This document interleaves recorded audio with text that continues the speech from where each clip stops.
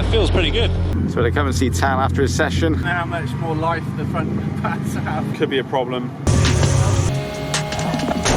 Done. See you later.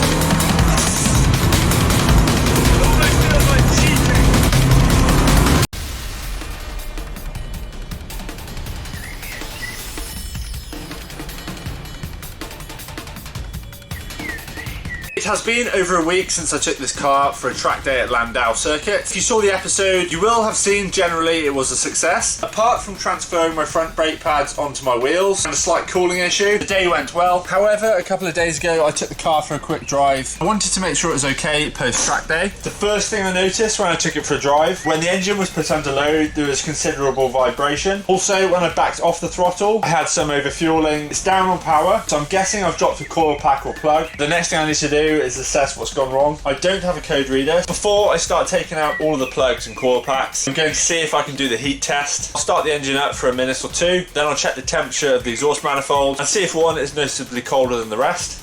Only needs a minute or so. I don't condone this. If you do try this method, just make sure you don't burn your hands. Ow. They're both equally hot. Yeah, this one's cold. Cylinder 2, I believe. The other three I can barely touch. This one I can hold my hand on, just getting residual heat from the rest of them.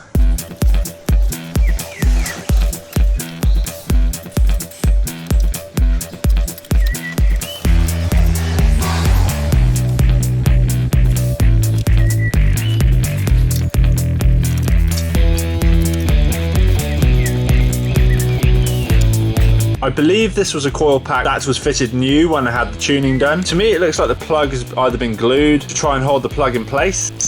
Anyway, let's get the plug out and see how that looks.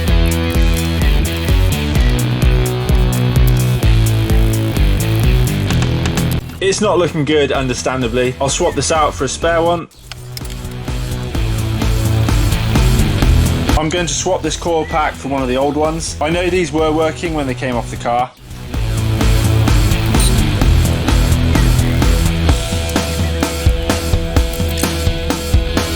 Pack is plugged back in.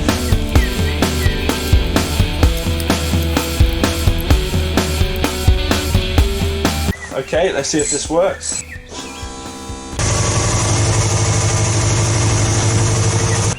It's still not right. So we've got a problem with either the coil pack or most likely the wiring to the coil pack.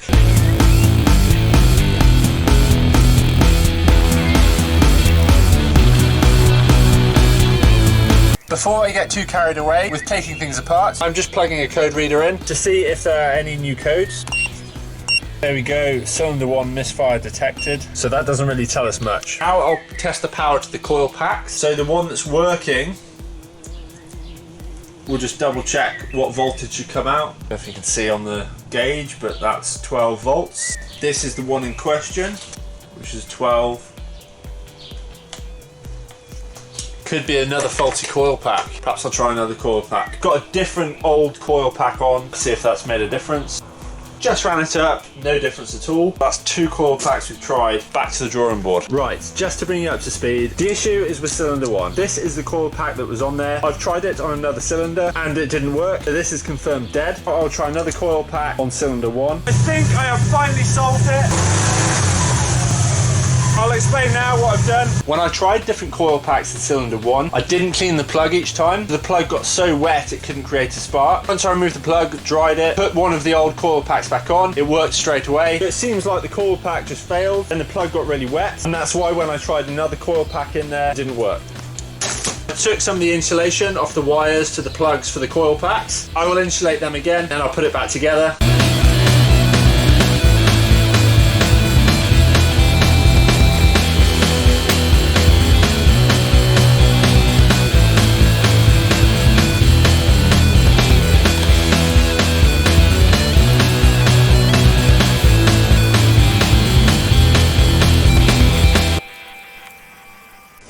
its rain jacket on.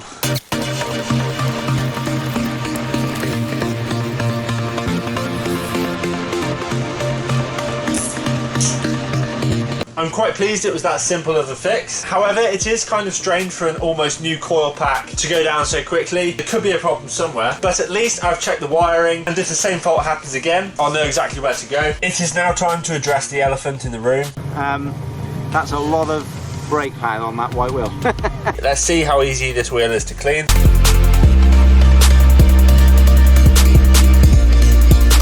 I don't think it's eaten into the powder coat. I will get as much off as I can with just a cloth. Then for the harder bits, I have some wheel cleaner.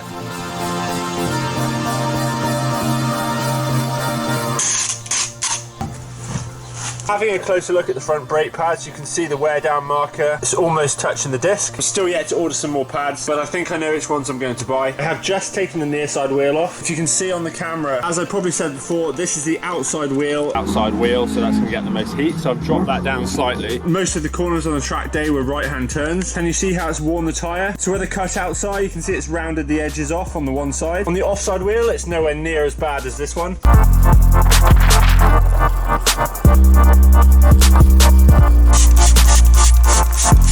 Holy smokes, it's going purple. It does say it actively changes colour. I guess I've got purple wheels now. Apparently I need to wait for it to go to a dark red.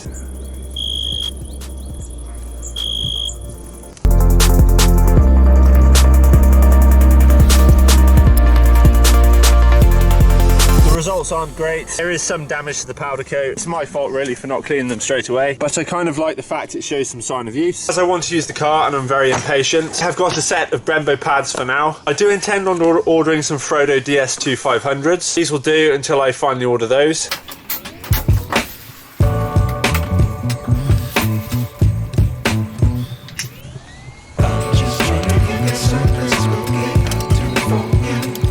That is bad.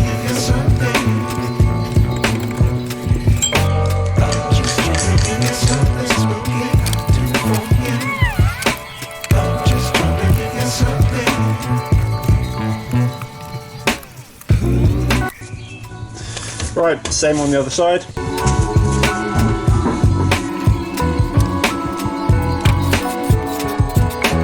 We have been joking for some time about the lock and wheel nuts that I still have on these wheels, and it's now come to bite me. The last one I was doing that is just sheared off. So it's done up, and I come to taking it back off. That could be interesting. Might get some wheel nuts ordered. We live and learn, eh? I've just taken it for a test drive. The new pads, the old coil pack and spark plug. I've got it up to temperature, it seems fine. I know this was a short video post track day, but it was interesting to find the issues that cropped up. Hopefully they're not recurring. We still need to get to the bottom of the fluctuating cooling temperatures. Driving it on the road it's not a problem, but with sustained acceleration, i.e. on the track, that's where it crops up. Also heavy cornering, considering it's a hand-built car from the ground up, with custom cooling and aero. I think coming from its first track day, with these small issues is a positive result. If you enjoy this content, give it a thumbs up. As always, thank you for watching, go subscribe, and I'll see you on the next one. Figure out how to turn this light off.